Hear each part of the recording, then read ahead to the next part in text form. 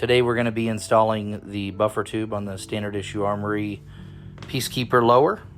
What you just saw there was the buffer retaining pin, buffer retaining spring.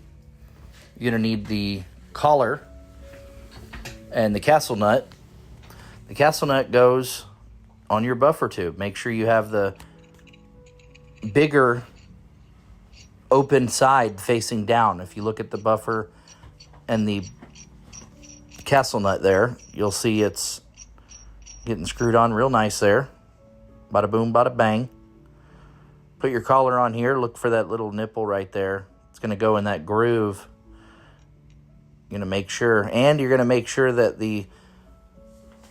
that part poking out there is facing upwards. Slide it down there. Make sure your castle nut is all the way to the rear.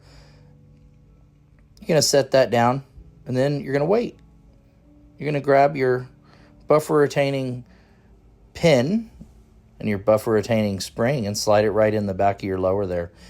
You're going to drip a little CLP in there. Any gun oil will do. We like to put those on all moving parts. Slide your buffer retaining pin right over that spring there. Boop, boop, boop, boop, boop. You got to hold that sucker down. It's going to jam into your thumb a little. But you hold it there, and you grab your buffer tube, and you screw it on the back of your lower. Don't cross-thread it. Be careful. You can pause this video if you need to. Get it lined up, and just spin it around. You're going to spin it around. Make sure you're not cross-threading. You're going to hold that down. Keep spinning it.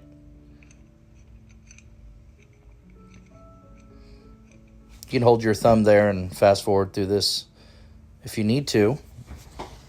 But you need to make sure, be careful, don't let that thing fly out. You get it right in the right spot and it will hold it down.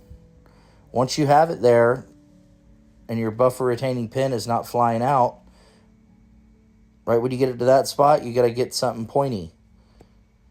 Right here we're using a screwdriver. We're going to push it down.